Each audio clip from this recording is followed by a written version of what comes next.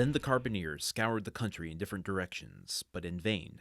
Then, after a time, they disappeared. Vampa then removed the stone, and Cucumetto came out. Through the crevices in the granite, he had seen the two young peasants talking with the carbineers, and guessed at the subject of their parley. He had read in the countenance of Luigi and Teresa their steadfast resolution not to surrender him, and he drew from his pocket a purse of gold, which he offered to them. But Vampa raised his head proudly. As to Teresa, her eyes sparkled when she thought of all the fine gowns and gay jewelry she could buy with this purse of gold. Cucumetto was a cunning fiend, and he had assumed the form of a brigand instead of a serpent. And this look from Teresa showed to him that she was a worthy daughter of Eve, and he returned to the forest, pausing several times on his way, under the pretext of saluting his protectors. Several days elapsed, and neither of them saw nor heard of Cucumetto. The time of Carnival was at hand. The Count of San-Felice announced a grand masked ball, to which all that were distinguished in Rome were invited. Teresa had a great desire to see this ball. Luigi asked permission of his protector, the steward, that she and he might be present among the servants of the house. This was granted. The ball was given by the court for the particular pleasure of his daughter Carmela, whom he adored. Carmela was precisely the age and figure of Teresa, and Teresa was as handsome as Carmela. On the evening of the ball, Teresa was attired in her best, her most brilliant ornaments in her hair, and her gayest glass beads. She was in the costume of the women of Fraschetti. Luigi wore the very picturesque garb of the Roman peasant at holiday time. They both mingled, as they had leave to do, with the servants and peasants. Folks, I have here, you can maybe hear that. Let me do a little different Foley for you. This. Can you hear that? That is the biography I have on Dumas that I've been reading for a while. It is called Alexander Dumas, The King of Romance, by F.W. J. Hemmings. Now, here's the thing. I brought this book out specifically to be able to talk about the various bookmarks I have in this marking passages that I want to discuss on the show. However, what a tease I am. I'm not going to do any of it today because I have thought of some new things I want to talk about here. First of all, surprised that I haven't done research on Carnival in Rome yet. Let's talk about that for a bit. Give us some context, because clearly Vampa and Teresa are engaging in it here. Franz and Albert are in Rome to see it. What is it? Let's talk about it. Break it down. I don't know. I've never been there. Cool. Good conversation, folks.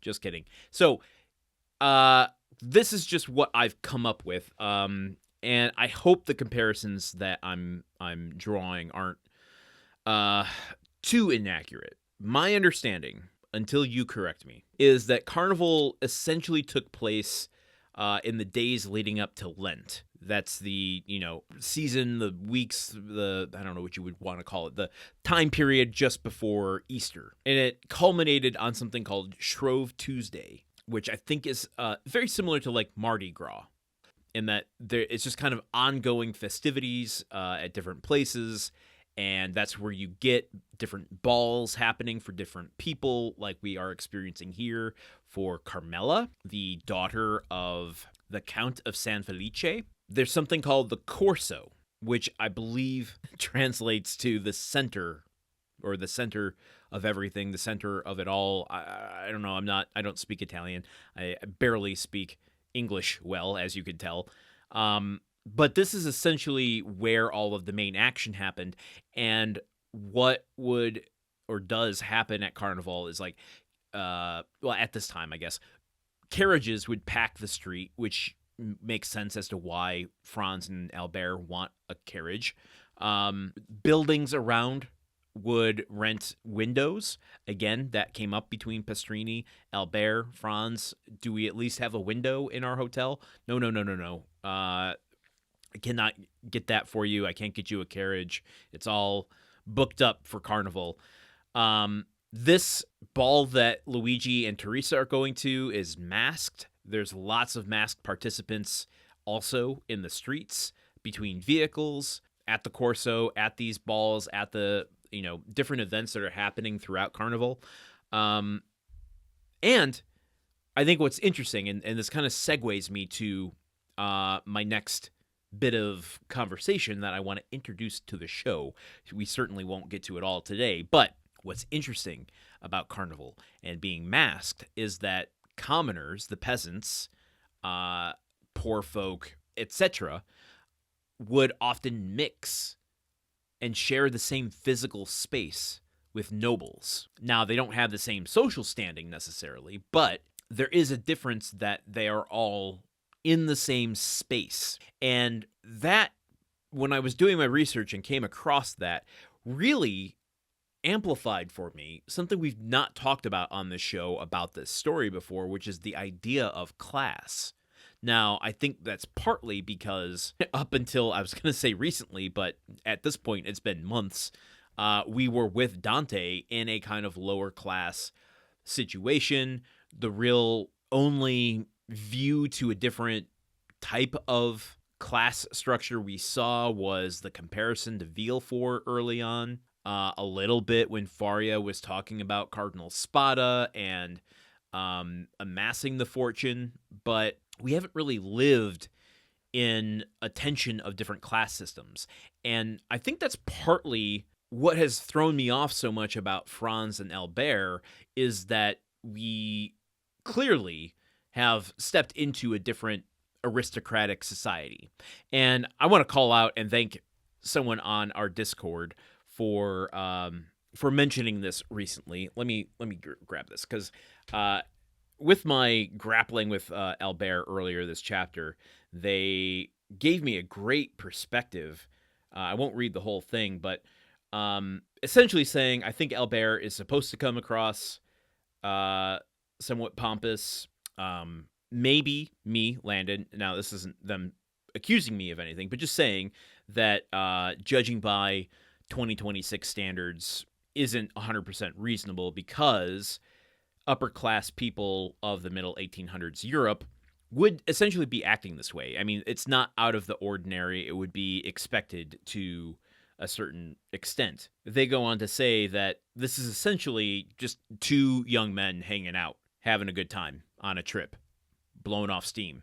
And I think that's probably accurate. To my defense, I don't know that I'm bringing a 2026 lens to it so much as I've been in that situation too many times and immediately just triggered my, oh God, these friggin' doofuses again. I got to deal with them today. Is there nothing more important than getting these two aristocratic lads a carriage? Yeah, sure. Okay, fine. But, okay, sorry, I got a little off track. My point being that we haven't talked about the class structure of this yet, which is far more pronounced in European stories and culture and life than it is in America, though I think things are changing a little bit here as we are starting to really, really have hard lines in the sand between our class systems and the corruption that defines one far more than the other. But one thing I don't have a lot of insight on yet is Dumas' perspective or feelings about class. What does he do with class? What is he saying with his class of characters? The only other story I can really compare it to at the moment is The Three Musketeers, since I've read that. And that, I mean, there's a certain sense that characters from different classes can overcome their station or transition from one station to another, usually through their actions. Like, I'm thinking D'Artagnan comes from a pretty poor household, yet he is enlisting with the Musketeer unit, and he meets Porthos, Aramis, and Athos, and they all have different approaches to wealth or class. We don't really, at least in that book, maybe in some of the others we do, get a further sense of their backgrounds. But like Athos seems like he comes from an aristocratic background. Aramis seems like if he doesn't come from a humble background, he strives for one. Whereas Porthos is very much vain and loves wealth and loves displaying wealth. So it's kind of across the board. And of course, they're all interacting with the cardinal, with the king, with Milady, who are these aristocratic characters. But D'Artagnan falls in love with a handmaiden, not Milady, though he is in bed with Milady. It's all over the place. It's, I think, intentionally messy. And maybe we just haven't seen enough interaction between these classes in this story yet. But I just wanted to say, I wanted to clock talking about class as we move forward through this book.